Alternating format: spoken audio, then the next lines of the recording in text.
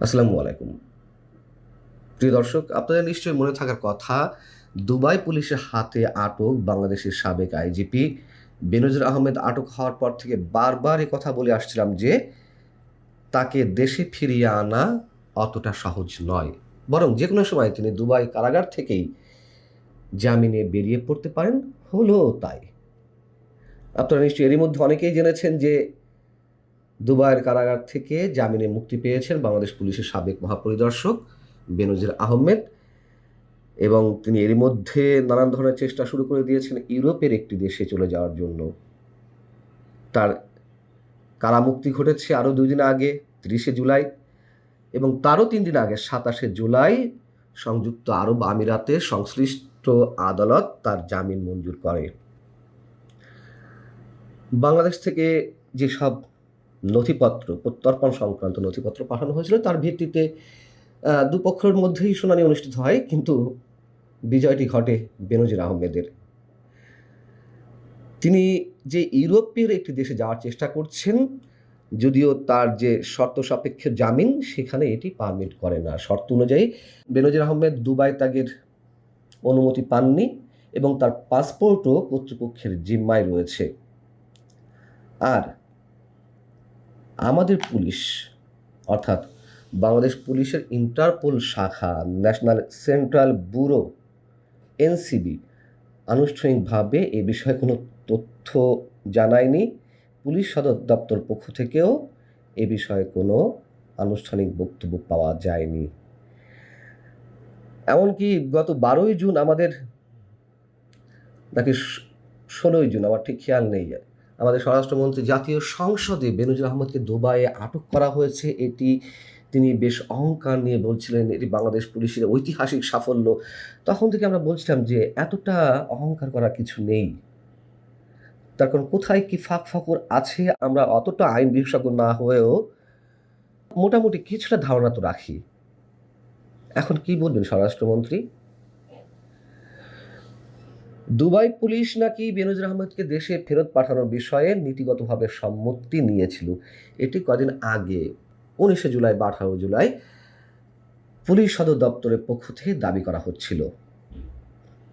তবে তাকে কোন প্রক্রিয়ায় বাংলাদেশে ফেরত পাঠানো হবে, কোন প্রক্রিয়ায় হস্তান্তর করা হবে সে সম্পর্কিত ৪টি বিষয়ে ব্যাখ্যা চেয়েছিল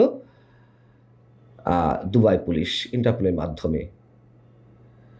এবং আমাদের পুলিশ সদর দপ্তর বলছিল এটি বিশাল একটি অগ্রগতি। তখনও বলেছিলাম এটি অগ্রগতির কিছু নেই।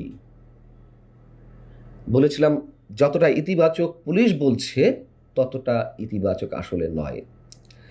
দুবাই পুলিশ চিঠিতে যে ৪টি বিষয় ব্যাখ্যা চেয়েছিল তার মধ্যে কি ছিল? ছিল হচ্ছে বাংলাদেশ কোন আইনের আওতায় এবং কি প্রক্রিয়ায় বেনজির আহমেদকে ফেরত নিতে চায়। কারণ বাংলাদেশ এবং সংযুক্ত আরব আমিরাতের মধ্যে বন্দি প্রত্যর্পণ সংক্রান্ত কোনো দ্বিপক্ষীয় চুক্তি নেই। তারা বলছে যে এছাড়া আদালতের জারি করা গ্রেপ্তারি পরোয়ানার আন্তর্জাতিক আইনি ভিত্তি কি, সেই পরোয়ানার কার্যকারিতা কতটুকু, এবং পুরো প্রত্যর্পণ প্রক্রিয়ায় আইন মন্ত্রণালয়ের পরিবর্তে কেন স্বরাষ্ট্র মন্ত্রণালয় সমন্বয় করছে, এসব বিষয়ে তারা ব্যাখ্যা চেয়েছিল। এবং আমি যতবার বলছিলাম যে তাকে ফিরিয়ে আনাটা অতটা সহজ নয়, তার পিছনে কিছু যুক্তি তুলে ধরেছিলাম। অনেকেই বলছিলেন, একে হচ্ছে বেনজির আহমেদ আরব আমিরাতে বড় অঙ্কের টাকা বিনিয়োগ করেছেন, এবং আরব আমিরাতের মতন বিশ্বের বেশ কিছু দেশ রয়েছে যেখানে বিদেশি রাষ্ট্রের কেউ বড় অঙ্কের টাকা বিনিয়োগ করলে তাদের জন্য আইনগত অনেক দিক শিথিল করার ব্যবস্থা রয়েছে। এবং নিঃসন্দেহে সংযুক্ত আরব আমিরাত অপরাধীদের জন্য একটি অভয়ারণ্য। এই কারণে আবার বেনজির আহমেদ তুরস্কে নাগরিকত্ব নিয়েছেন ৫ কোটি টাকা দিয়ে। তার স্ত্রী জিসান মির্জার নামে আবার সেকেন্ড হোম রয়েছে স্পেনে। তো প্রশ্ন তুলেছিলাম যে দুবাই আদালত আসলে কোন দিককার আইন তারা ফলো করবে? সংযুক্ত আরব আমিরাতের আইন ফলো করবে, বাংলাদেশের আইন ফলো করবে, স্পেনের নাকি তুরস্কের আইন ফলো করবে? খুব স্বাভাবিক। এবং সংযুক্ত আরব আমিরাতের সঙ্গে বাংলাদেশের সঙ্গে পরোক্ষভাবে যে দুটি চুক্তি রয়েছে, সেখানে আবার এমন বিষয় রয়েছে যে যদি তারা মনে করে সংশ্লিষ্ট অপরাধীর বিরুদ্ধে যে মামলা রয়েছে সেটি উদ্দেশ্য প্রণোদিত। একেবারে শুরুতে বলেছিলাম বেনজির আহমেদের বিরুদ্ধে নানান ধরনের মামলা তো রয়েছে, দুর্নীতি দমন কমিশন থেকে শুরু করে আরও অনেক সংস্থান। কিন্তু তিনি যখন দেশের বাইরে, যখন জুলাই আগস্ট আন্দোলন চলছিল, সেই আন্দোলনে যারা নিহত হয়েছেন সেই নিহতদের কারো কারো ক্ষেত্রে তাকে হত্যা মামলার আসামিও করা হলো। বুঝুন অবস্থা। এবং আমার তো মনে হয় যে দুর্বলতা ওখানেই ফুটে উঠেছে তাকে দেশে ফিরিয়ে আনার ক্ষেত্রে। আরও অনেক কারণ নিশ্চয় রয়েছে। সর্বোপরি এ কথা প্রতিবারে বলছিলাম, বেনজির আহমেদ সম্পর্কে যার যে ধারণাই থাকুক না কেন, তার সম্পর্কে যে ধরনের অভিমত পোষণ করেন না কেন, সেটি ইতিবাচক হোক নেতিবাচক, তার আন্তর্জাতিক যোগাযোগটা অনেক উঁচু পর্যায়ের। প্রমাণ তো সেটিই হলো। এবং আমার ধারণা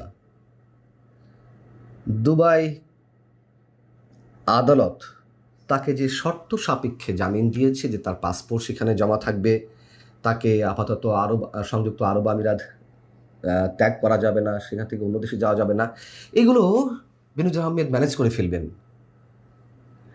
এটা আমার মনে হয় নানান ধরনের হিসেব নিকাশ থেকে। তো যদি বলছিলাম যে আমাদের মতো সাধারণ মানুষ যদি এইগুলো মনে করতে পারেন, সেখানে আমাদের স্বরাষ্ট্রমন্ত্রী যেই বিশাল ঐতিহাসিক দায়িত্ব পালনের কথা বললেন বাংলাদেশ পুলিশের, আসলে বাংলাদেশ পুলিশও তেমন কোনো কাজ করেনি। ওই সময় বলেছি করেছে, এটি ইন্টারপোল, বাংলাদেশ পুলিশ থেকে এটি ইন্টারপোলে নোটিশ করা ছিল, ইন্টারপোল করেছে। এবং তাও বেনজির আহমেদ যেভাবে আটক হয়েছেন সেটিও আপনারা জানেন যে তার এক বিশ্বস্ত বন্ধু, যিনি কিনা বিএনপি রাজনীতির সঙ্গে যুক্ত ছিলেন, চট্টগ্রামের একজন অন্যতম ব্যবসায়ী এবং বিএনপির অন্যতম শীর্ষ রাজনীতিক, তিনি নাকি তার সঙ্গে বিট্রে করেছিলেন, সে কারণে তিনি আটক হয়েছিলেন। যদিও তার আটক হওয়াটা এতটা সহজ হওয়ার কথা ছিল না। হয়েছেন তো, আটকও হয়েছেন, তিনি কারাগার থেকেও মুক্তি পেয়েছেন। এবং আদালত যে শর্ত দিয়েছে, আমার ধারণা, আবারও বলি, তার যে কানেকশন আন্তর্জাতিক পর্যায়ে নানান ধরনের আইনিগত বিভিন্ন প্রক্রিয়ায়, তার এমনও হতে পারে যে আন্তর্জাতিক লয়ার তার পক্ষে লড়ছেন। সো সেই সব ফাঁক দিয়ে তিনি হয় নিরাপদে সংযুক্ত আরব আমিরাতের থেকেও যেতে পারেন, অথবা তিনি যেটা টার্গেট নিয়েছেন ইউরোপের কোনো দেশে চলেও যেতে পারেন। দেখা যাক বাকিটা।